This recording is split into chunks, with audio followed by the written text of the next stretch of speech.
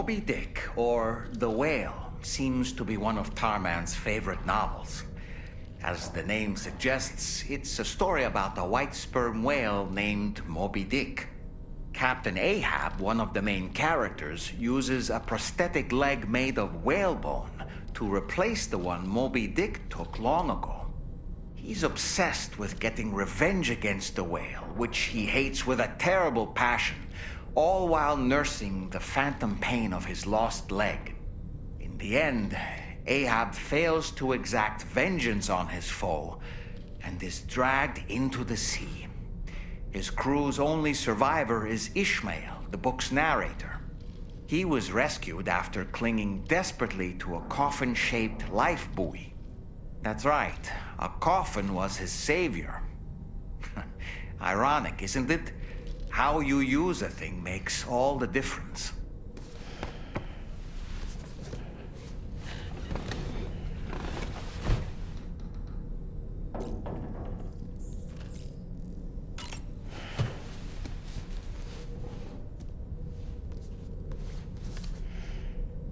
On a dark night in May 1816, 3 men and 2 women found themselves confined to a villa on the shore of Lake Geneva.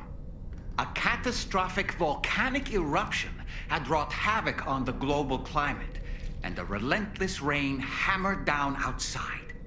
With little else to do, the occupants of the villa decided to compose ghost stories, and it was on this fateful night that a woman named Mary penned what would become Frankenstein. Mary, who was only 18 years of age, had already lived a tumultuous life. She was engaged in an affair with the poet Percy Bysshe Shelley at the time, whom she would later go on to marry. A dramatic retelling of these events was committed to film prior to the death Stranding. Titled Mary Shelley, it stars Elle Fanning in the lead role. Now, where have I heard that name before?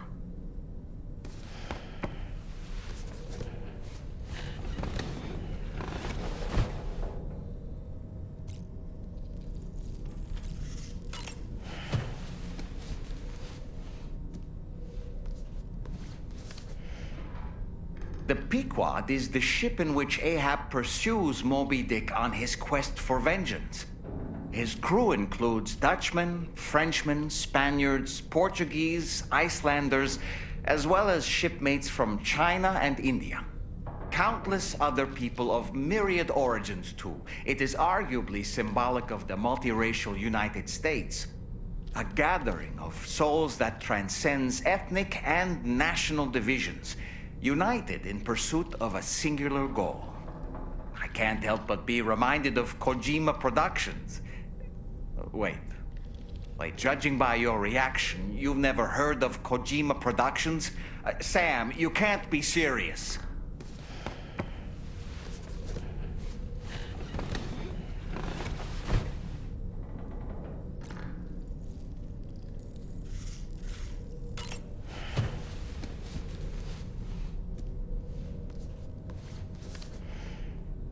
The gathering of storytellers that spawned Mary Shelley's Frankenstein gave rise to yet another legendary creature of horror fiction. I speak, of course, of the vampire. A physician named Polidori was also in attendance that evening, and he later unveiled his creation in a new novel. As I may have mentioned before, the summer of that year was unusually cold. In Europe alone, 200,000 people are said to have perished as a result. Could it be that a widespread fear that the world might be coming to an end served as inspiration for 2 classic monsters? I find it a compelling theory.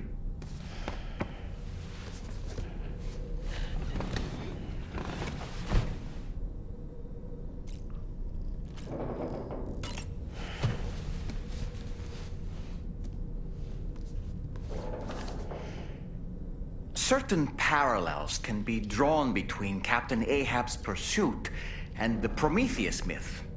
Prometheus is a deity said to have stolen fire from the heavens in order to give it to humans. In essence, he bestowed upon them the power of the gods themselves. This power manifested as technology. Humans crafted tools, and with them brought nature to heal and built great civilizations. Perhaps the author intended to frame Ahab's pursuit of the white whale as one akin to mankind's struggle against the forces of nature. We ourselves are arguably living out our own Prometheus myth as we fight to overcome the Death Stranding. No, we definitely are. And we're not about to lose.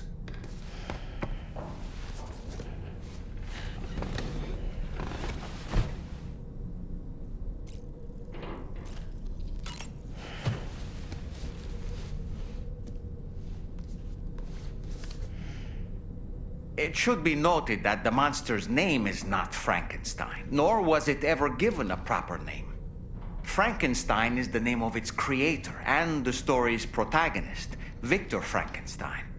Through its many movie adaptations, the image of the disturbing and unstable patchwork creature has grown ever more vivid. And in the process, the misconception that it was called Frankenstein was born. In the original novel, however, it was an intelligent, human-like being that craved acceptance.